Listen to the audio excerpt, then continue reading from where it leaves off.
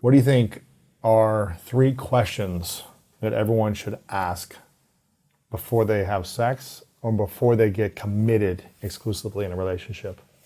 The 3 questions they should ask. Well, for sure, do you want to have kids or not? I mean, they might be at an age where like that's a given, right? That there's not going to be any kids. Sure. Right. So, do you see yourself as a parent? Because I don't. Or I really must have a child. And this goes along with your 8 things. Mm-hmm. Another question before they're committed is... I think it's 9 now. Wait. Okay, 9. Which is something I did this time, but I forgot to add it down there. But I like that. Wait. Yeah, wait. Just wait. Wait. What does money mean to you? Mm-hmm. How do you like to spend it? That's one of the biggest pain points in relationships, right? Oh, big time. How do you like to spend it? Mm-hmm. Most people never ask that question. No. And they just assume this person handles their money the way I handle my money. Exactly. Or they have money or they don't have money, whatever it is.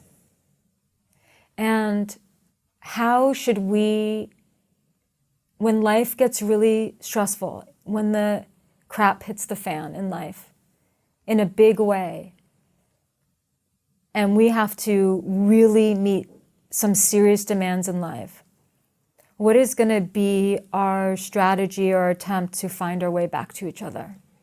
Mm-hmm. What's going to happen, when the baby is screaming and, we can't have sex for a couple of weeks, or someone's had surgery? Like, how are we going to address the elephant in the room? Are we going to make sure that there is no elephant in the room? How are we going to find our way back to each other? How much, more specifically, so you said 3, what's an acceptable amount of time to go without having intercourse, and why? How important is sex in a healthy long-term relationship? I think it's very important, although it's also critically important to note that sex doesn't mean the same thing to everyone. And so I think that sex is really important, but it has to be, once again, aligned between 2 people. There are 2 people who can have a beautiful relationship and not have that much sex because of the meaning that sex has for them. Right. And whereas someone else, it has a completely different meaning. But I really believe that, if you're not passionate about each other, whether, you don't want to touch each other, then you have more of a friendship. And some relationships, some people are okay with that. They really are okay with that. So I'm not here to judge that. Mm-hmm. But I think that it's really important to feel passionate about the person that you're with. It's going to change over the years, and you have to put certain practices into place, such as, date nights and, spending a little time apart, but not too much time apart, making sure that you're managing your stress so that you don't become rigid and tense, because the whole physiology of stress is the opposite of openness. It's the opposite. And so we're not attracted to our partner when they're stressed out. No. And we don't feel particularly sexy and in the mood to have sex when we're stressed out. It's just not really sexy, stress. So I think that that's really what's more important. And I think passion's important. Mm-hmm. Yeah, to really pay attention to that. I also think friendship's important. And some people would say, the friendship's overrated. I think it's all important to work on all of it, as long as you have other people in your life that you have other friends. Mm-hmm. Your partner can't be your only friend. No. Gosh, I talk about Martha a lot, my girlfriend, but she's so wise because she has great girlfriends, great relationship with her sister and her mom and her family dynamics. Yeah. And she's also got her own coach, therapy coach to work on just life stuff, whatever's opening up for her. So she does an amazing job of not coming to me every day or every week with the stresses that she's facing or just the challenges, right? She has other outlets. And she communicates with the women in her life to support, just to have conversations. It's not like she's dumping on people, right? But it's just talking through things. Very important. And then she's good. By the time I'm hanging out with her or I see her at night, she doesn't have to bring it to me. She does sometimes, but it's not from a overwhelmed place. It's from okay, I've already processed this a little bit. Can I get your opinion on something? I'm just kind of struggling with this. And it's incredibly healthy the way she does it. Because it doesn't feel like throwing a weight on your partner. Yes. Every day. Oh, this is the worst day at work. Every day. The constant venting, which is different than going through a hard time and vulnerably opening up to your partner 100%. And breaking down to your partner and your partner being there for you. What happens when someone brings their problems to their partner daily or weekly, venting? What happens to the relationship? It destroys passion, for one.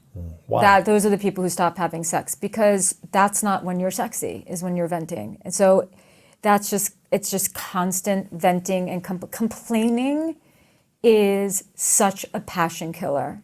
It really, really is. And it's okay to complain once in a while. We're human. But complaining really is the passion killer. So if you're in a relationship, even if you're in a relationship with a codependent, they're going to want to fix it constantly.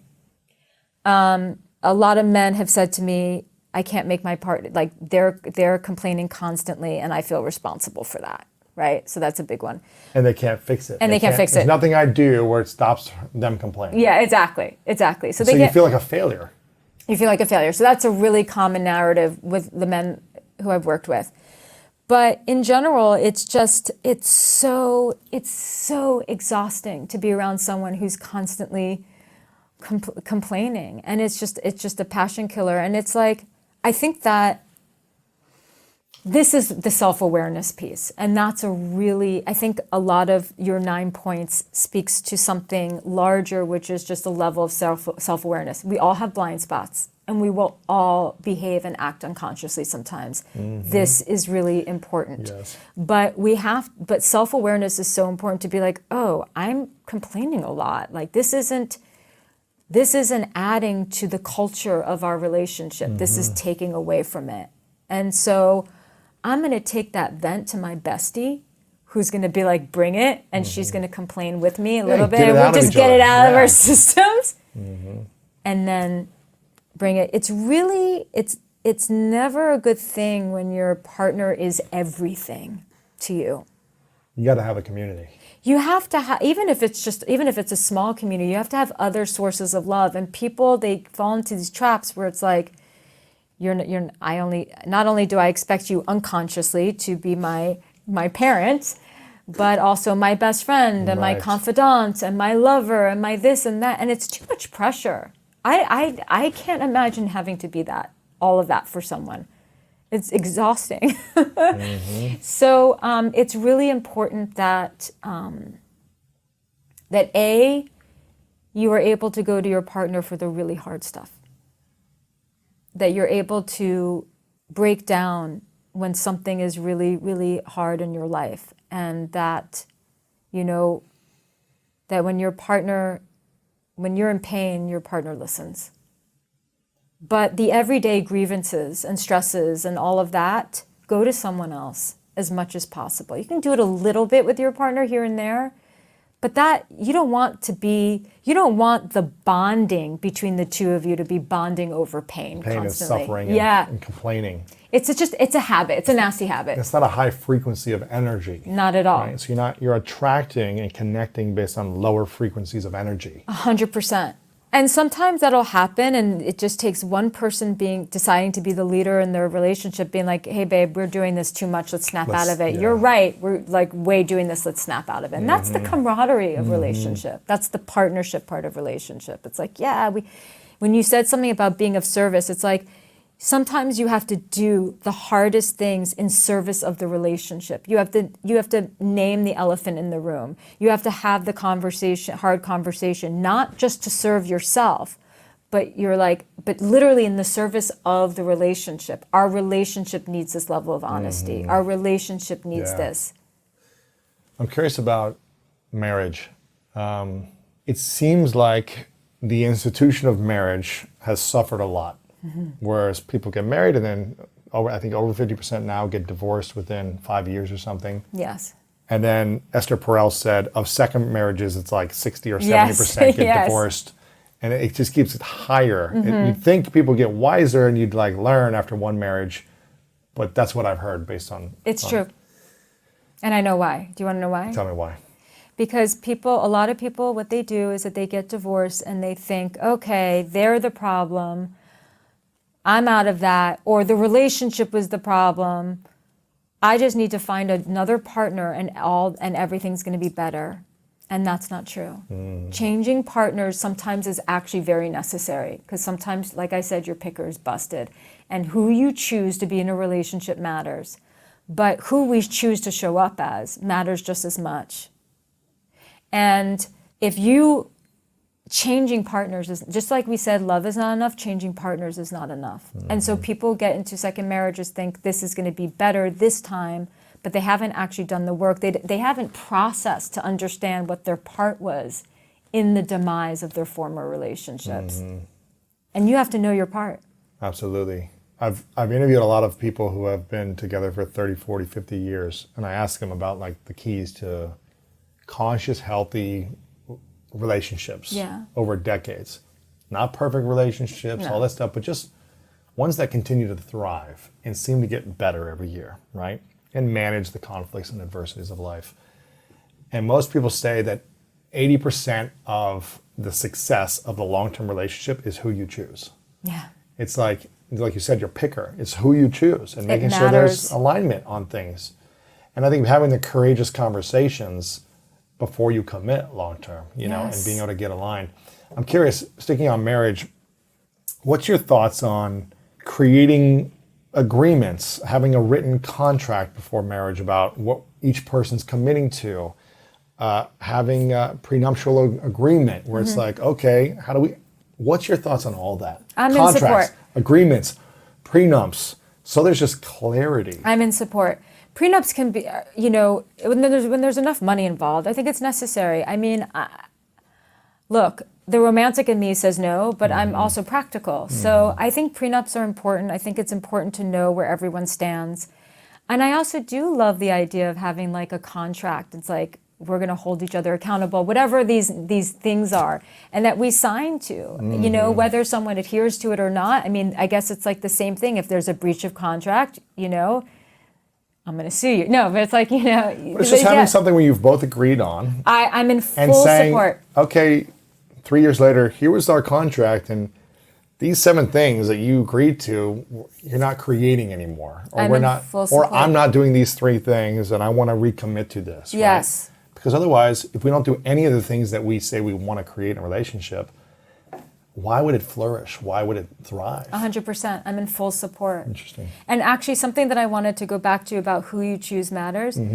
People, one of the issues that people face is that, in terms of choosing people that are maybe just not well matched for them, is that in order to know who is right for you, you have to understand your own psychology. You have to understand yourself. You have to understand where your vulnerabilities lie, where your weaknesses lie, where your strengths are, the trauma that you've been through.